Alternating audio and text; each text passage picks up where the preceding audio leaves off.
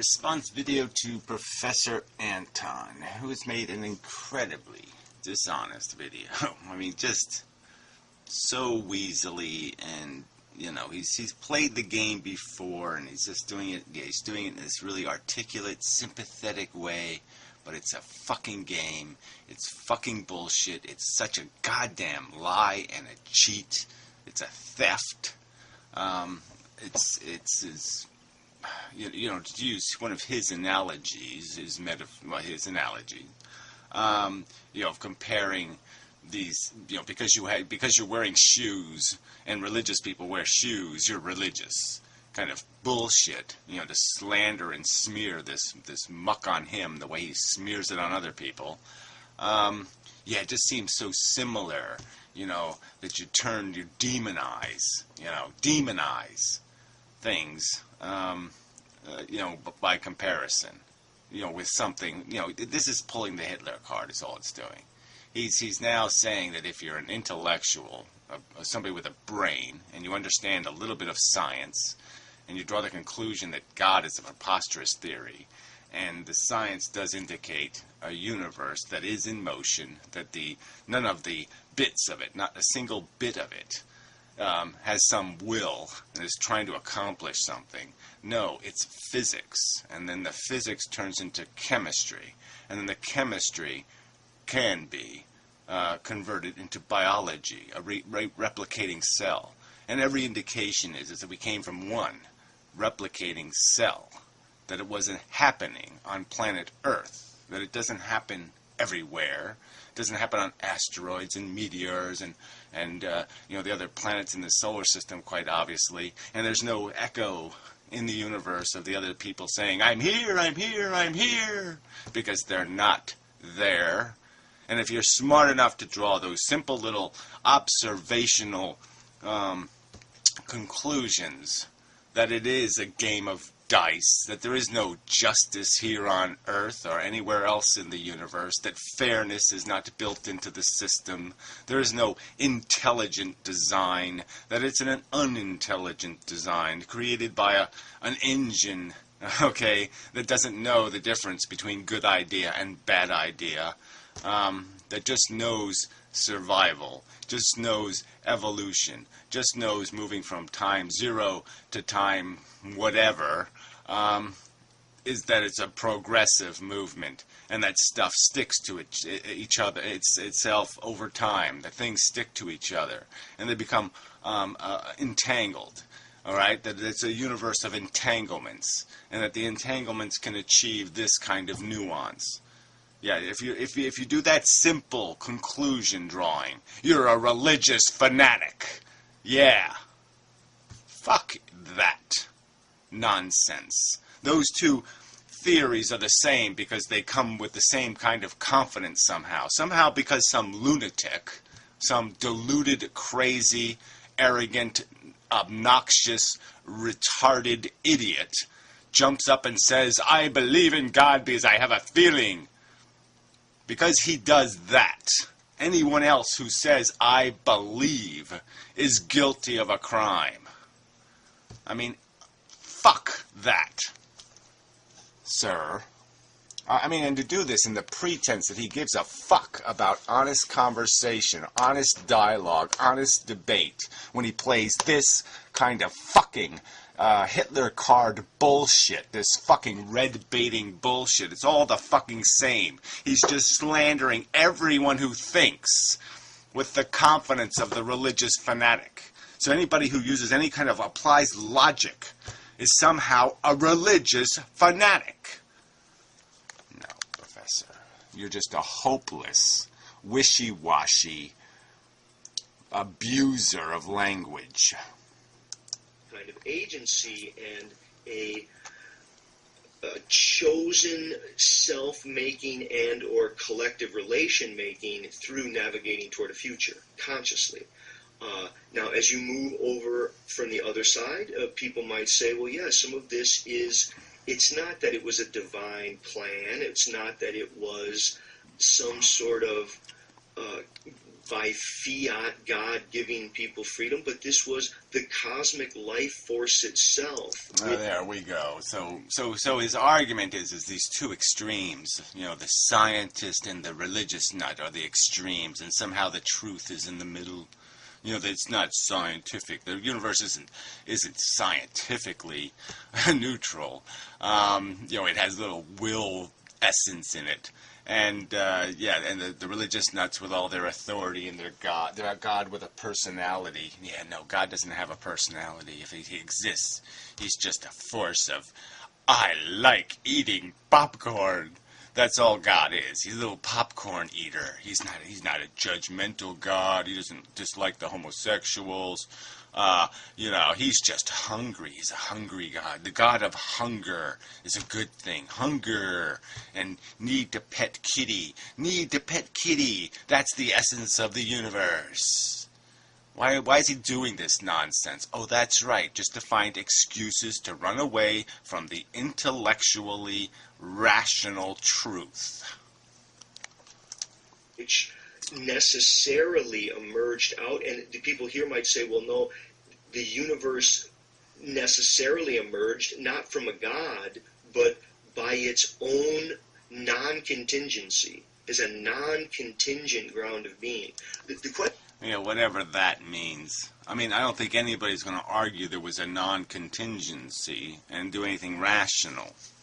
All right? I mean, it's the religious people who have the non-contingent. They have the God who was invented by nothing, created by nothing, evolved from nothing, just poof, it always existed, and it just sat around forever and ever and ever, and then one day said, I will poof universe.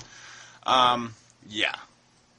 That's non-contingent. Cause and effect is determinism. That's the definition of determinism, is cause and effect. The word you keep slandering as being some sort of evil force.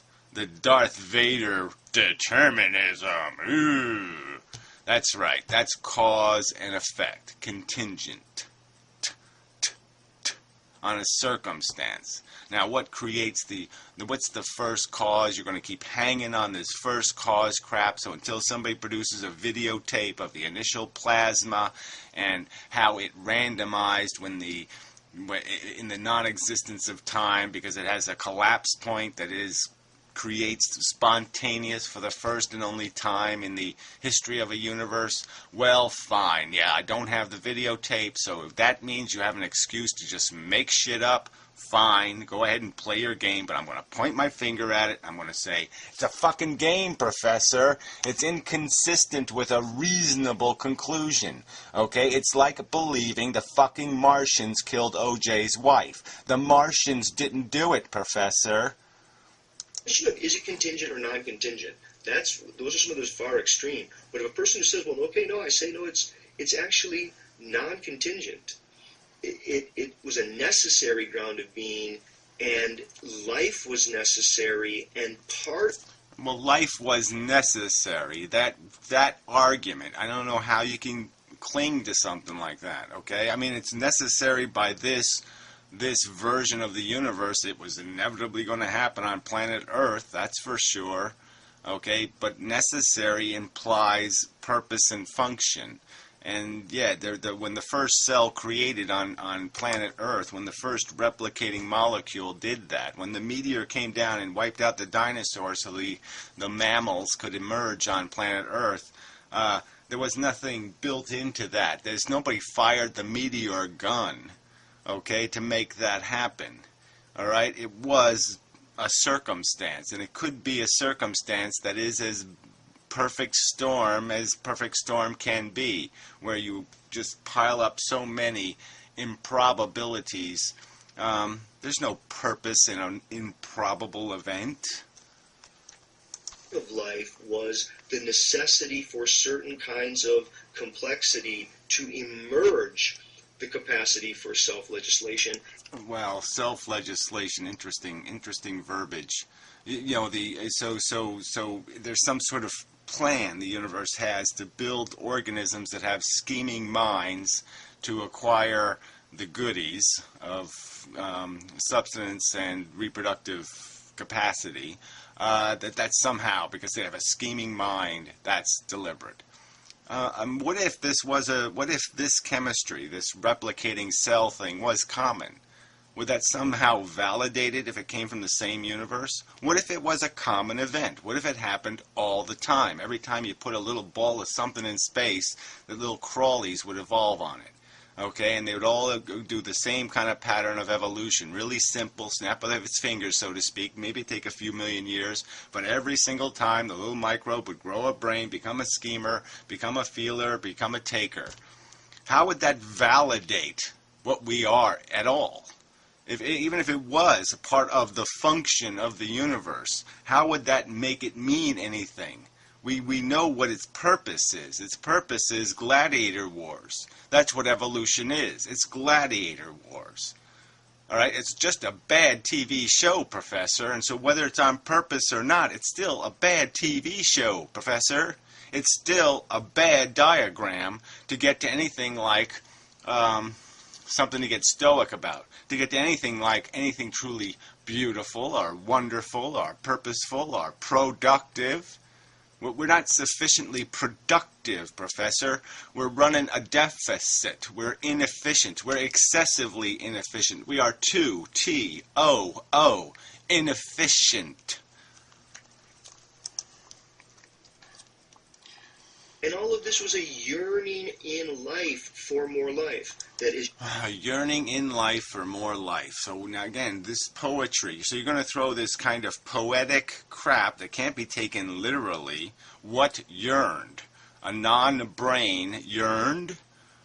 Huh? No. Life doesn't yearn. Life is a mechanical device. Human beings and some other mammals might be able to yearn. I mean, reptiles even might be able, insects might be able to yearn. Okay, and what is yearning? It's desiring. And why does something desire something? It's because it reaches these end goals of replicating the DNA molecule. You're not going to desire it if it's not going to lead in some direct or indirect way to the replication of more of your DNA molecule.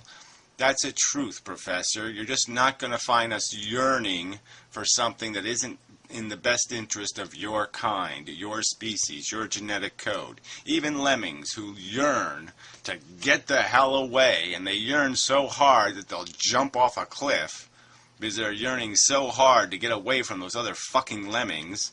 You know, yeah, it looks like it's unproductive, but the truth is it's incredibly productive because there's too many frickin' lemmings. They're too successful, so they gotta knock a few of them off.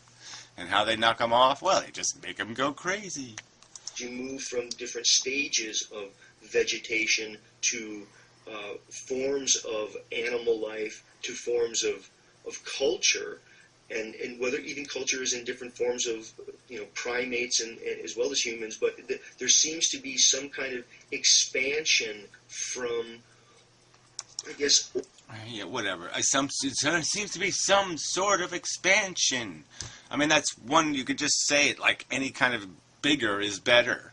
More complicated is better. Well, the expansion, it could also be looked at as just being eccentric. It could just be looked at as being lumpy, cancerous. It could be looked at as just creating unnecessary convolutions in what would be much more efficiently a straight line.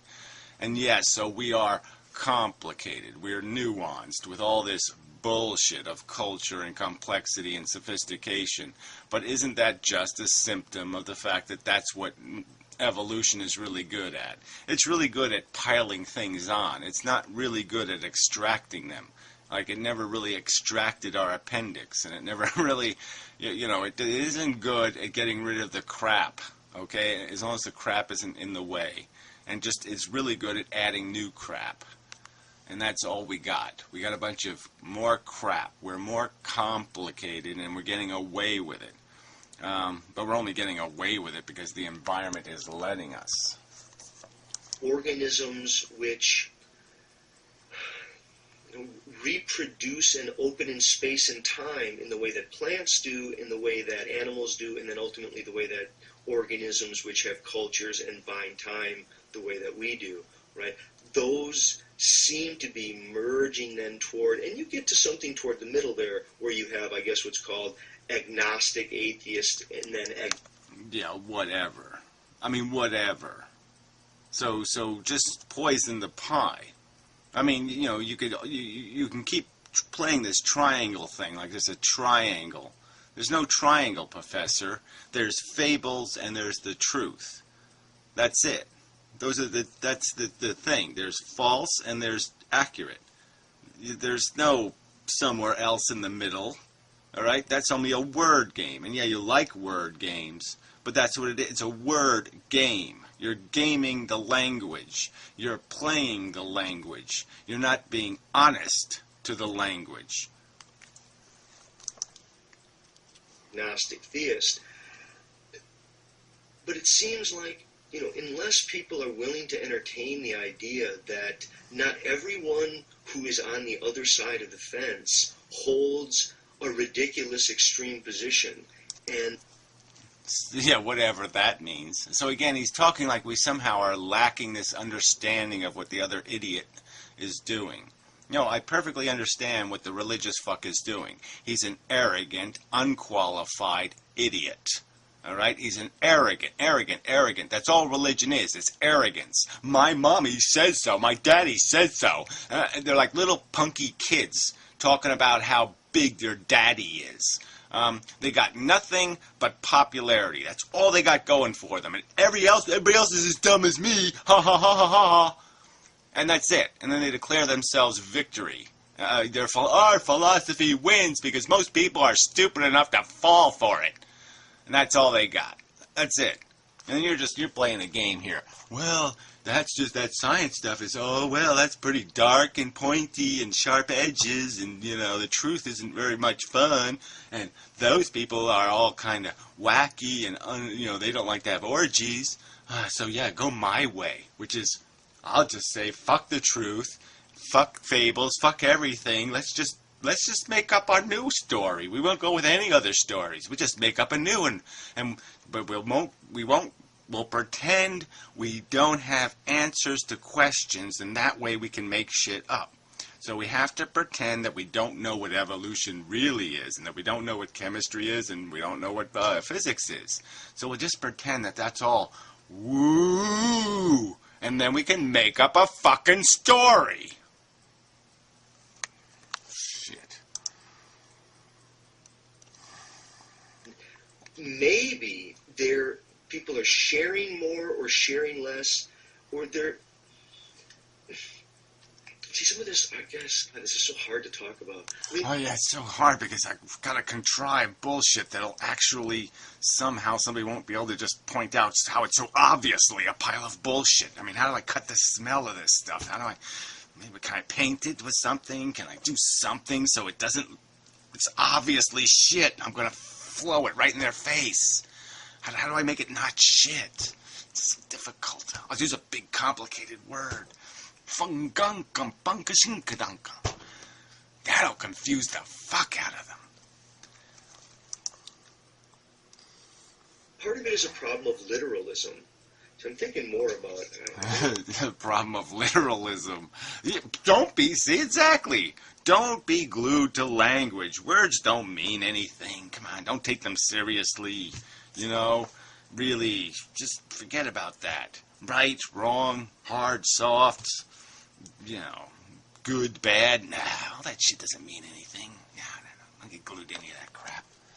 I don't know how to get at all this, but yeah, I'm thinking more about McGilchrist's book, and it's as if both of these are really, I mean, as far extreme as these two are, you got the far end deterministic absolute flukism, and then you... Yeah, right. So that's what she sees. He pleads twice in this video, in the beginning and in the end. He makes this desperate plea that people understand the philosophy you're debating and you know, try to articulate honestly what they're saying, and you'll be fair to it, and then make your critique.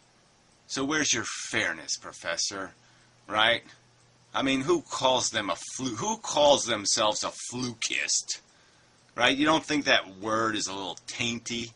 You know, so that's not playing the game. That's not doing exactly what you're critiquing in others. That's not being exactly counter to the plea, the desperate plea you're making to be more honest and fair. Yeah, fuck you. Have divine plan, monotheistic afterlife sort of stuff. And as far as extreme as those are, they're both actually almost identical from the perspective of the left hemisphere. Yeah, from the perspective of the left hemisphere, somehow Albert Einstein and Jerry Falwell are the same person.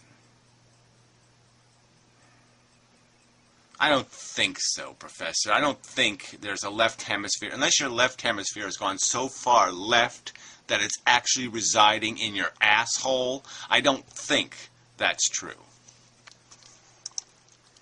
Hemisphere, they're both a belief that thought is going to do the trick, that you're going to be able to think yourself into a coherent understanding of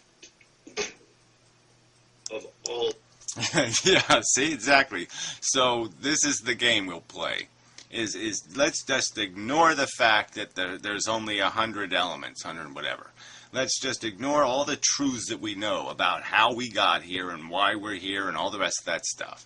And just pretend that it's all, whoa, whoa, whoa, whoa, whoa, whoa, what is happening? What's happening? Because then we can go back to being virgins again, mental virgins. And you know, we can we don't have to, we can get caught up in the romantic bullshit and some other nonsense, and we won't see the truth of the matter. We won't see what's actually taking place, and we'll just get caught up in a new lie, a new false narrative, okay? And you're only going to do that because the old gods are really dumb, and you really don't like what they have to say. So you want to make a new god who's a lot cooler, you know, who maybe wears a leather jacket and drives around a Jaguar. I mean, you're just trying to make God hip. That's all you're doing. You're just saying God's a fuddy-duddy. He's an old fucking fart. He ain't cool. He don't know how to dance. And you're just saying, I want a dancing God. Yeah. Hipster, dancer, cool God. Right? That's all you're doing. That's all the fuck you're doing. Make God cool and hip. Of this. See, again, I use the word this. I mean, it's sort of like speech and thought and even feelings. They imagine that they can reduce the world down and deal with the world on their own terms. So just yeah, right. We have a perfectly functional, rational engine called a brain. It models things. It takes the world, makes little pieces of it, puts them inside of it, and runs models. And so that's how it figures out that, oh yeah, that guy's raping her. If I were her, which I can sort of understand, I wouldn't like some guy sticking his wiener in my nose. Yeah, I get it. Okay, that's not cool. Yeah, we can do that, Professor. We can add 2 plus 2 and come up with 4. No fucking problem. The brain works pretty good. We have big microscopes and we got big telescopes. We can look really, we can see a lot. And you keep just pretending, no, let's pretend we have a blindfold on so we don't know how ugly everything is. Yay! We can turn into gingerbread land. Yay! And then say we're stoically, you know, we're being such fucking heroes, you know, as you're standing on your little stoic mountain of bullshit, your fucking cupcake, your little pink cupcake with your little pink cherry, and you're right on top with your little fucking pink flag, saying, look how strong and proud we are, because we're living a fucking lie. Good. as an example, if I say, is there something beyond speech? Well, I say, well, what is it? Let's hear it. And then we start to get in this game, well, you can't say what's beyond language. Well, then I end up saying, well, there isn't anything beyond language. Well, not that you could say. then you do the same thing. Well, whatever. That's more convoluted crap. Let's just ignore that the language, the words are defined by words, and there are words that are explicit. The end result is you can take words and you can find their origin. You can find the source of the word, what the word is made out of, and that certain words are things, actually. Water is a thing. It's a conceptually understood as a thing. Water, dynamics, its truth, its reality is understood. Shit. And with thought, is there something beyond thought? Well, thought wants to go, not that I can think of, and it seems to think that whatever it thinks will sufficiently be the way of handling whatever is there. Yeah, that's right. That it'll figure out that you can take the cardboard box and you can say, look, box. Cheez-Its. Yeah, they're really good. Especially when they're on sale. And you can say it's cardboard and it has orange peels in it. And that's what, now it's a box. But now it's a garbage box. Yeah, it's like a little garbage can. And we can describe what it is. We can understand it for what it is. We can understand what the stuff is, how it's made, how it's bonded together, the material, the paper. We can understand all that, Professor.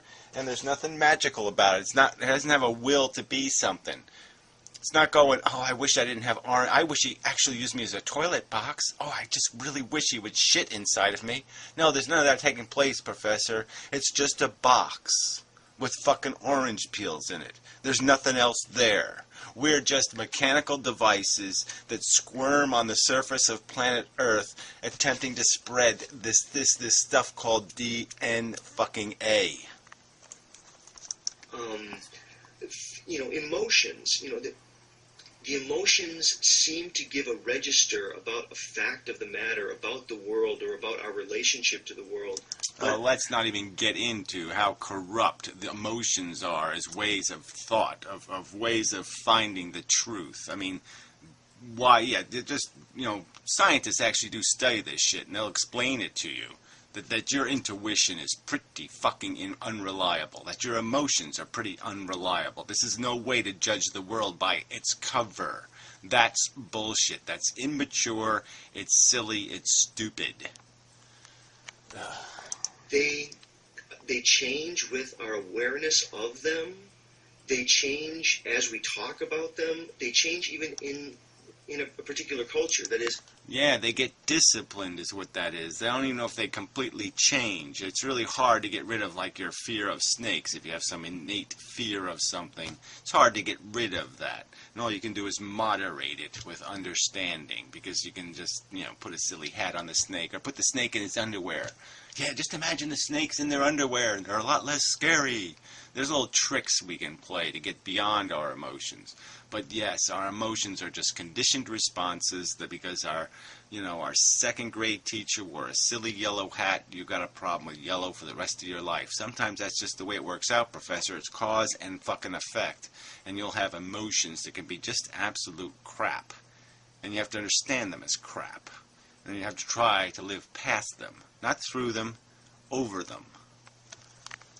They become compound emotions where I may feel a certain way and then feel bad or good about myself because in my culture I felt that way. I mean, it gets to be very... Or because there's some shyster on the internet telling you, you're special, you're an artist, you're creative, you're the whole universe wanting to rub itself. They'll talk some kind of bullshit and you'll be gullible enough to fall for it and say, oh, war isn't really bad. It's just a thing you do to, polish the human race. It's human race polish. And then you always rub some shit off. Some of the stuff falls off when you polish it, so yeah, it's a little messy, but it's okay. War is good. Because the guy on the YouTube says so.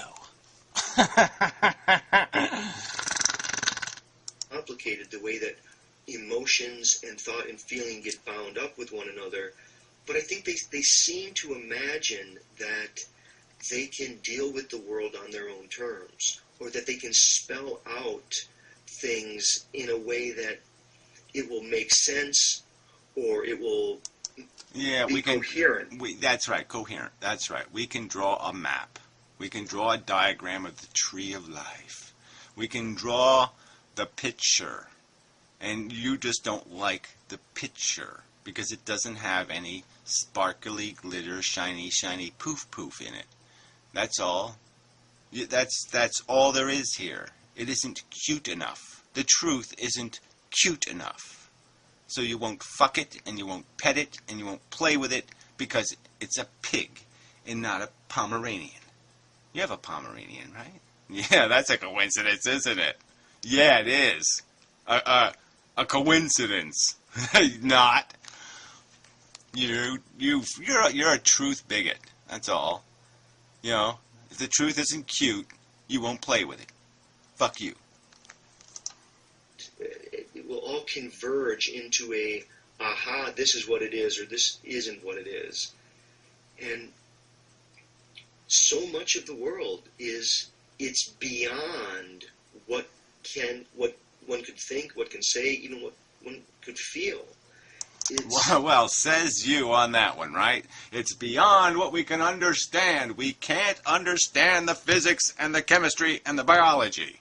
We can't understand cause and effect systems because I'm saying it's not cause and effect. It might look like it everywhere you look, and all the telescopes might be seeing it, all the microscopes might be seeing it. They're all wrong. What's right is your need to fableize.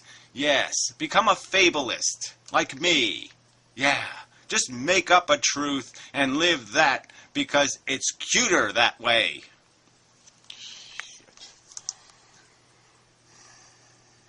You can't, you have to, in silence, open to the world itself. And yeah, in silence, open to the world itself. Calgon, take me away! Water softener, right? See, that's it, right? Calgon, take me away. Wow, warm bath. That's all this is. This is just water softener and a warm bath. All right? Fuck the truth. Water softener, warm bath. That's all you're doing here. You're just selling soft soap. Ooh, that's good. Yeah, this is a good video. This better still be recording. This is a good video. The world itself, that's just more words. It gets to be so problematic. I mean, you have to sort of like squeegee your eyes and go out in the world and listen to what's around you and touch what's around you, to eat a piece of fruit. To smell a piece of shit.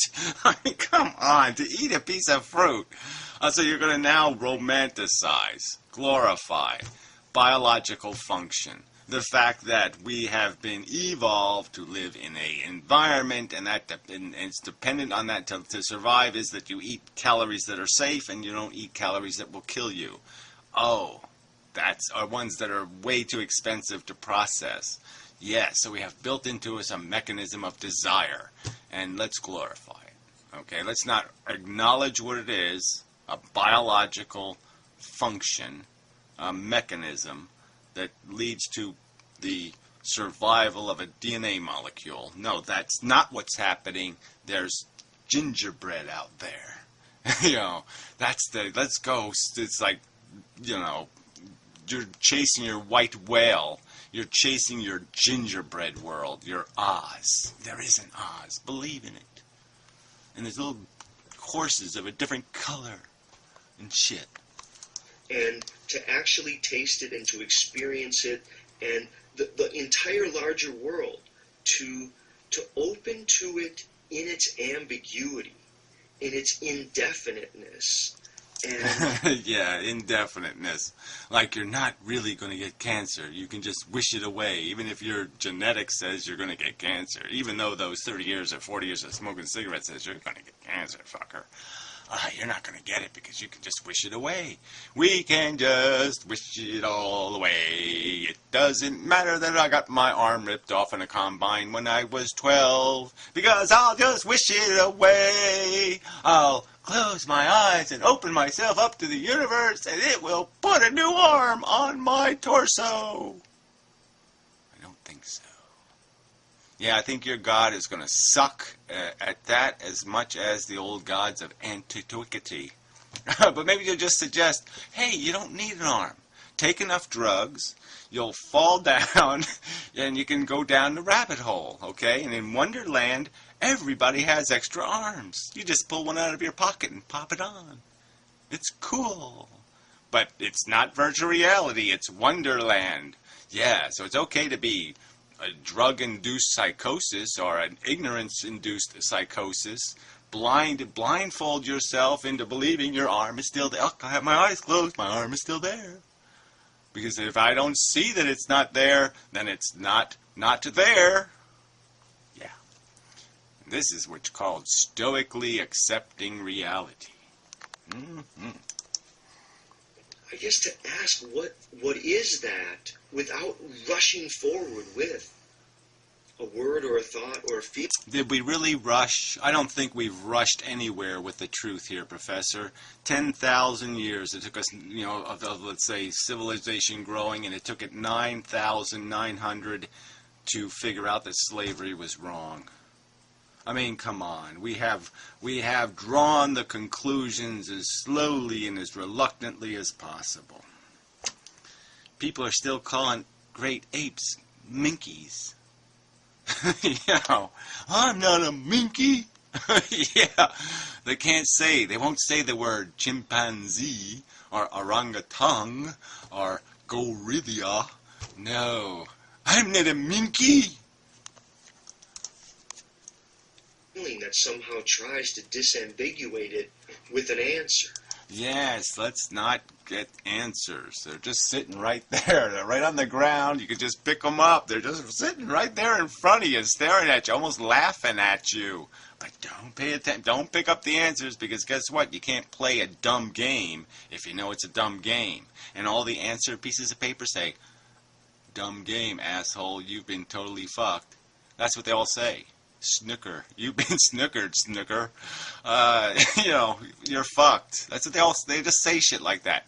All the fortune cookie thingies, when you pull them out, the little truth statements, they're all gonna suck. That's sad, but it's ballless to run from it. It's ballless to pretend the truth isn't there to be plucked.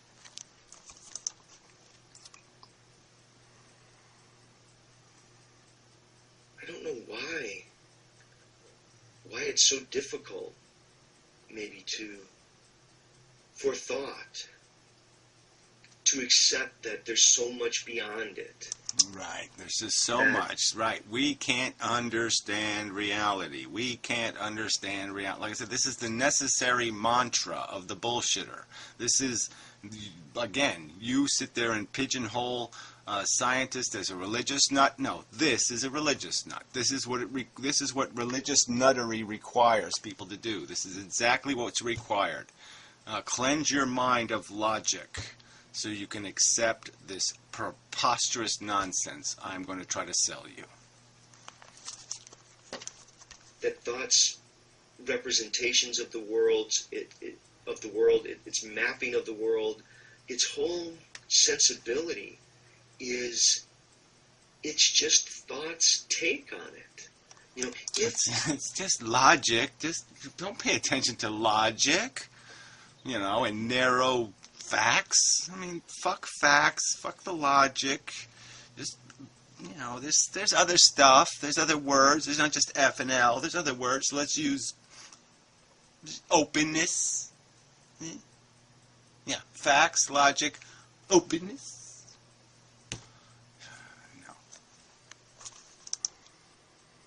The world were nothing but a thought, then thought's view on it would be okay. But the world is so much more than thought. And the world is so much more than language. Says you. I mean, really, says you. You're just saying that thoughts are somehow an invalid representation of reality. And that's just, you have no evidence of that. You have nothing to demonstrate that with. That's just a desperate hope. You're just desperately hoping that there's some other mission statement besides matter bashing against matter and sticking to itself in preposterous arrangements. But that's all you're just wishing. That's all this is. This is just wishful babbling. And now we're caught in our own language because we're using the word world. So I mean, it gets to be so like a hall of mirrors. And I think if people could,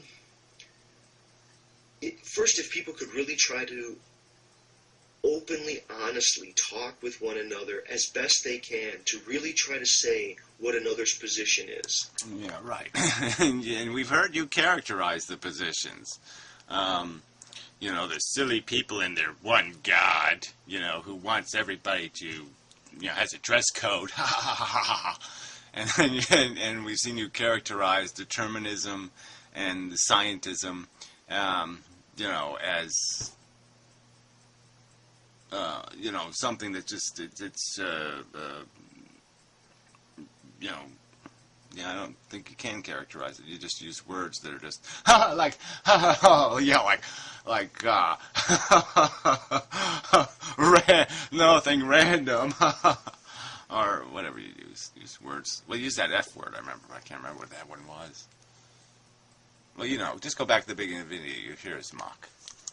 And to not do it in a snarky way. Yeah, well, you're to snarky. See to what extent they can. You're snarky. And then maybe be humbled by their inability to non-tongue-in-cheek actually say what the other person's position. Yeah, well, I don't think you've non-tongue-in-cheeked it.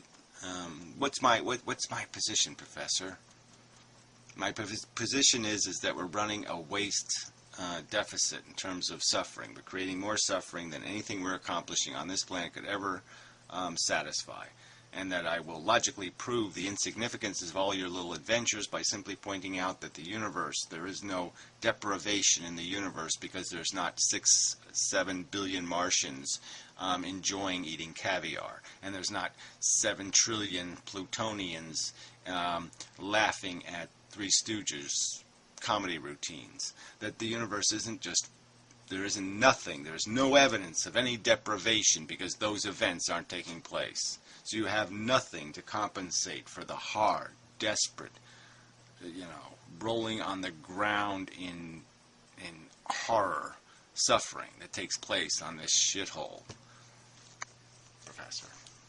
I don't think that's how you're going to describe my philosophy. You're not going to be fair to it. No. You're just going to say that somehow it's invalid because the universe is too complicated and we can't understand the mechanics. Yes, we can. Is. I would love to see it. I think anybody, if you would want to see two people who you've seen do a lot of dialogues, post them in the comment. Do a shout out to the people who should see this video and who you would like to see them phrase as clearly as they can what their opponent's view is. Professor Anton. Yeah, I'd like to see him do that. I'd like to see him really honestly describe what the other people are doing. There's lots of people all through YouTube who are sort of standard, in standard arguments. It would be really useful. But then at the end of the day, to realize that as important as that is, to get very clear on what the other person's position is, and to honestly try to say it as best you can. Yeah, well, I'm going to honestly, I've said it before to you. You're playing psychology with philosophy. You're saying that, well, even if it is a train wreck, we should just party because we can't control the train or the tracks or anything else. And that's all you're saying. You're saying we are inept and impotent, and I'm saying, no, we're not. We just have to pull it out of our pants and stick it in the hole, and we can win this game. Okay, we can. We can do it. All right? You're the defeatist who wants to just stoically drink your champagne and pretend there's no solution to the dilemma. There is a solution. You just turn the fucking thing off. You fuck the button and it'll turn off. Defensiveness without trying to make fun of it, but to actually say it better than they can to the point where they go, wow, I wish I would have said it. Yeah, right. You're a wishful thinker. You wish to reinvent God in a modern, hip, groovy image. There. That's your position. Because it feels better that way. Life doesn't hurt as much. That way, and then you begin your critique, and then at a meta level, step back and ask yourself, is there an over or an over-reliance upon the articulate, the explicit, the rationality of what could be. Yeah, the rationality. Like, that's it's another Darth Vaderism, right? Let's make rationality sound preposterous. Rationality is preposterous, isn't it? We all believe that, don't you? You wouldn't understand how rationality is a stupid, evil thing, right? Because it's not gingerbread orgies, yeah. Rationality doesn't make gingerbread orgies. So hate the rationality. Hate it. Be verbalized and thought out. And isn't there something more? Something that is intuitive, it's felt, but it's a kind of feeling that can't be explicitly stated or... Oh, right. Feelings again. Let's all just rub up against our feelings. Ooh. Yeah, let's do that. It's a good thing to do. Ooh.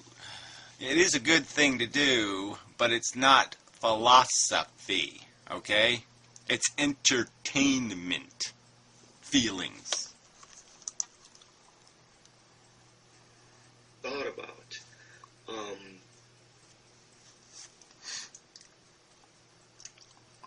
There seems to be a problem, I guess, in trying to too reductively talk about other people. Yeah, too methodically and scientifically and with disciplined and too logically, dissecting reality. Ooh, let's not do logical dissection. Ew. Yeah. Oh. People's position, or even one's own position. Follow the balloon. I guess Follow the imagines balloon. that it's always going to be able to just do the trick Follow on its the own. pink balloon. Follow the pink balloon. Yeah, that's all this is the pink balloon. Chase the balloon. Yeah, sorry. No, that isn't stoic. That's embarrassing. People are going to look up your dress, Professor. Stop chasing the balloon. Stop it. You're embarrassing yourself. Stop it. Anyway, enough. Really, come on, Corey. This was a bullshit video. I call fucking bullshit. You really can't sit there and plead for people to do the very thing you won't do. Crap. I mean, crap. Yeah.